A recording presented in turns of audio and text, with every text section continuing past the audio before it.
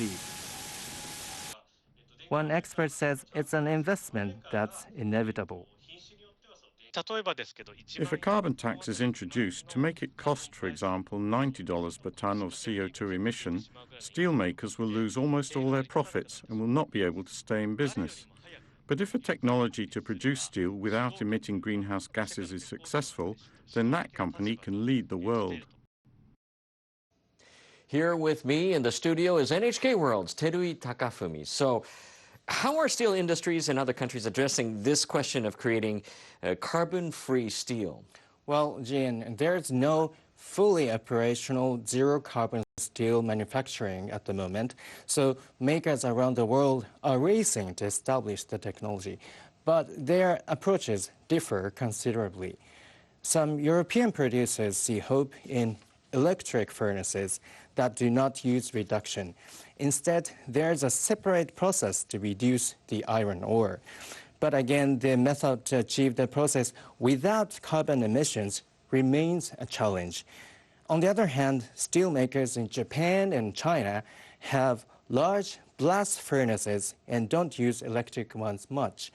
They want to combine existing facilities with hydrogen reduction, as we saw in the report. Nobody knows the quickest path to achieving carbon neutrality.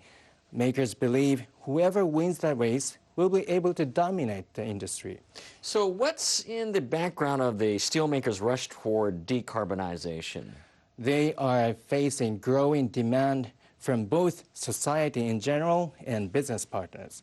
Major manufacturers such as Apple and Hitachi are calling for decarbonization across their supply chains. That's also the case with automakers, which are major customers for steelmakers. On top of that, if steel producers are seen as taking a weak stance on global warming, their corporate value will be affected, and investors will likely want to distance themselves. It's clear that the changes required represent a huge test for the industry, but of course, it's a challenge that simply has to be met. Takafumi, thanks. NHK World's Terui Takafumi. Staying with Japan's efforts to reduce CO2 emissions, one of the country's major machinery makers has set up an R&D facility in western Japan to find a more efficient way to turn carbon dioxide into fuel. Osaka-based Hitachi Zosen has been working on the so-called methanation technology for years. It combines carbon dioxide and hydrogen to produce methane, which is the key component of city gas. The company now wants to improve the conversion process so that the methanation is more efficient and can work on a larger scale.